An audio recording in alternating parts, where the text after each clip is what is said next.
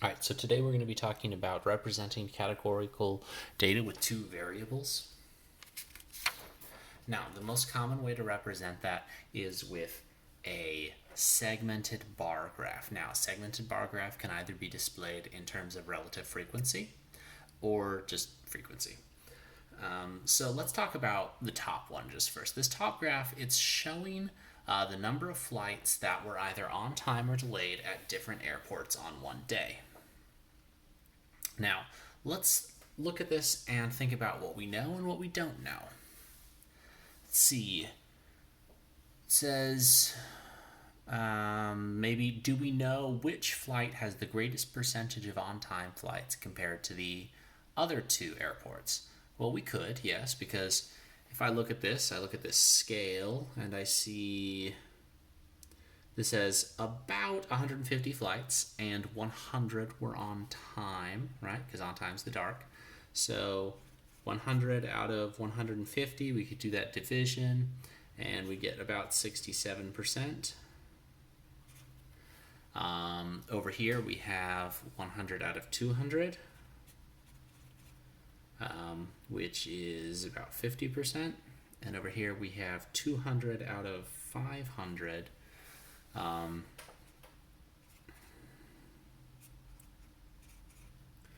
which is about 40%. That's exactly 40%. So we could say, hey, which one has the greatest percentage of on-time flights? It looks like Airport R. We could say, now those are percentages. We could also say who has the highest number of on-time flights. Well, I accidentally didn't color in this box. I apologize. Who has the highest number of on-time flights? Well, that's Airport T. They might have the worst percentage, but they have the most flights coming in, so they're going to have the most on-time flights coming in, as long as they're not doing things really, really wrong. Okay. Do we know who has the smallest number of delayed flights? Well, we've got 100 delayed here, 300 delayed here, and 50 here. We can look at R for least delayed flights. Okay, and that's all we really need to talk about for that particular graph. Let's move on to this relative frequency. Now, this segmented bar graph displays the relative frequency of responses of students by grade level when asked, do you volunteer in community service opportunities? Okay, so they just asked yes or no question. So this is a great thing to put in.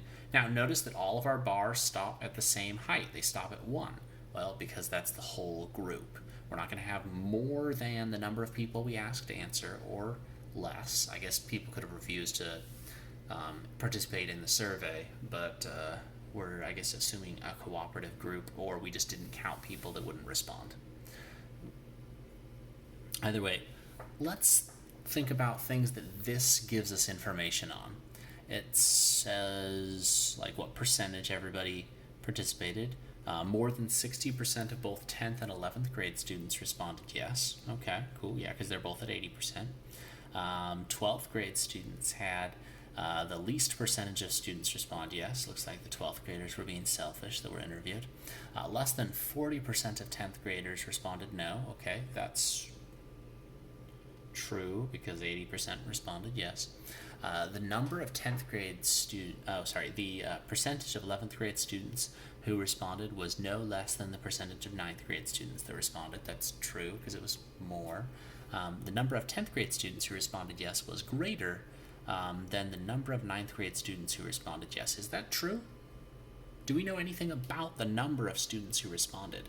No, that's, again, relative frequency falls short. We don't know the number of people that were surveyed. Maybe 20 12th graders, 20 selfish 12th graders were interviewed, and 500 of each of the others. We just don't know. So remember, whenever it says number and it's giving you relative frequency, unless it tells you somewhere in the problem setup how many of each were surveyed, you know less. Okay. Last thing we're going to do for representing categorical data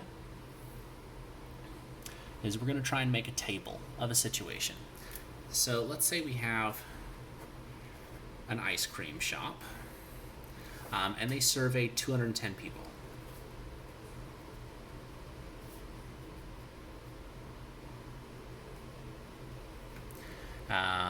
And of those 210 people, 70 were adults and 140 were kids. Of the responses, 150 indicated that they preferred cones to eating out of a bowl.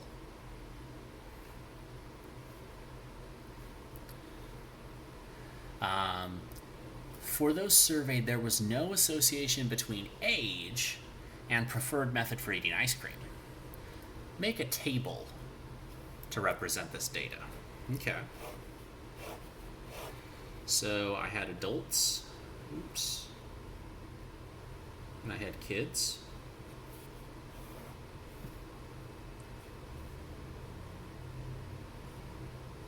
I guess I should have a total column down here. And I should have a total column over here.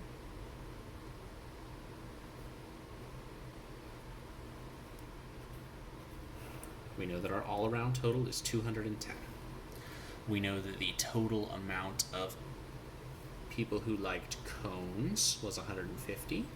We know the total amount of adults was 70, and the total amount of kids was 140. Now, from this, we can actually fill out the rest of the table, knowing that there was no association between age and which one they picked. So first of all, let's just fill in this spot because it's quite easy. Okay, so 150 people liked cone. There were 210 people surveyed. So how many people liked the bowl?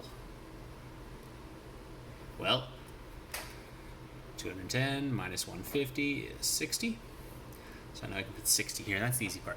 Now we need to split these up so that there's no association between age and whether they prefer cone or bowl. Now what that means is that this 150 people needs to be represented between these two groups in such a way that if I picked a kid, that child will be equally likely to pick a cone as if I pick an adult.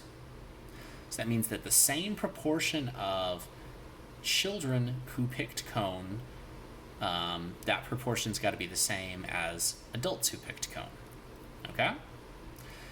Now, the easiest way to think about this for me is how many people there totally were, okay? And how many kids there were. So we're going to multiply that by 150, and we're also going to multiply how many adults there were, divided by how many people there were, by 150. This is going to give us 150. Ooh, I said 50, I wrote 15, my bad, 50. That means that 50 adults picked and 100 kids picked cone. Now, the reason we use this method is now, I'm going to go ahead and do 70 minus 50 gives me 20, and 140 minus 100 is 40. Now, if I pick a kid or an adult, there is a 5/7 chance that they prefer cone over the bowl, regardless of whether I'm picking a kid or an adult. Okay, and that's today's lesson.